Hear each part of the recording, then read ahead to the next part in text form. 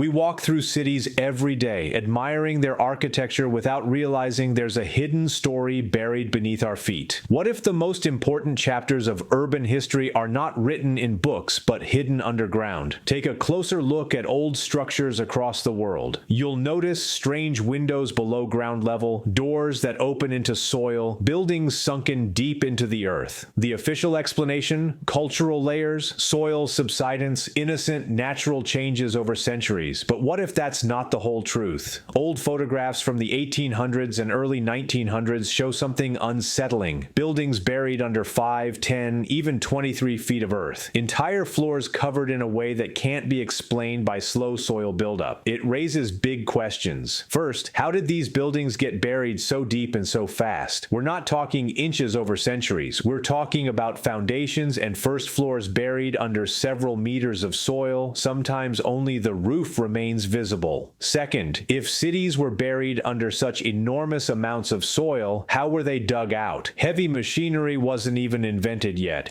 somehow cities like Seattle and Kansas City were excavated. Soil removed in massive amounts while buildings remained intact. Third, where did all that earth go? Imagine removing millions of cubic yards of soil. Enough to cover neighborhoods. Where did it disappear? There are no giant dumps, artificial hills, or obvious traces. Fourth, why go through the trouble? Why not just live on the new ground level? What drove people to excavate entire districts and restore the streets to their original elevation? The scale suggests a powerful motivation, or a memory we've forgotten. And finally, what force could have buried entire cities in the first place? To investigate, we look at two very different cities: Seattle, a coastal metropolis, and Kansas City, located in the heart of the continent, far from oceans and at high altitude. In old photos from Seattle, we see a city being unearthed. Buildings stand beside enormous walls of earth, vertical cliffs of soil, suggesting that the original ground level was much higher. Steam shovels were used on temporary train tracks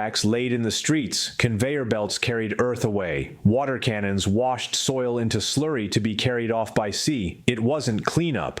It was industrial-scale excavation. Officials called the hills glacial hills. But what does that really mean? What if those hills weren't just ancient formations, but the result of a much more recent catastrophe? What if Seattle was covered suddenly by a massive wave? Not of water alone, but ice, mud, and debris, a kind of ice tsunami. A wave powerful enough to bury a city, then freeze unbelievable? Look at Alaska. In the gold rush, miners had to clear away frozen muck permafrost mixed with soil and organic remains. They used water cannons to thaw and wash it away, the same technique we see in photographs from Seattle in the 1890s. This suggests something shocking. Seattle may have been buried by frozen soil, something catastrophic struck not centuries ago, but possibly just 150 to 200 years ago. But there's a problem. What about Kansas City? Unlike Seattle, Kansas City is thousands of miles from the ocean, nearly 900 feet above sea level. It couldn't have been hit by a tsunami, icy or otherwise. Yet we see the same thing. Buildings buried under 15 to 20 feet of earth. Photos show houses with only the top floors visible. But here the layer looks different, more like sand or dust, not frozen mud. This suggests another possibility. What if Kansas City was buried not by water, but by air? Imagine continents racked by catastrophic storms, dust storms, stronger than anything we've seen. Not the 1930s Dust Bowl, something far worse: wind carrying billions of tons of sand and dust, piling against buildings, burying cities without destroying them. This explains the preservation. Water would have washed buildings away. Dust would just cover them. In northern Russia today, there's a village where sand dunes are slowly swallowing buildings, floors fill with sand, windows disappear. It's slow, but what if something similar happened rapidly across continents? So now we have two different theories. Seattle,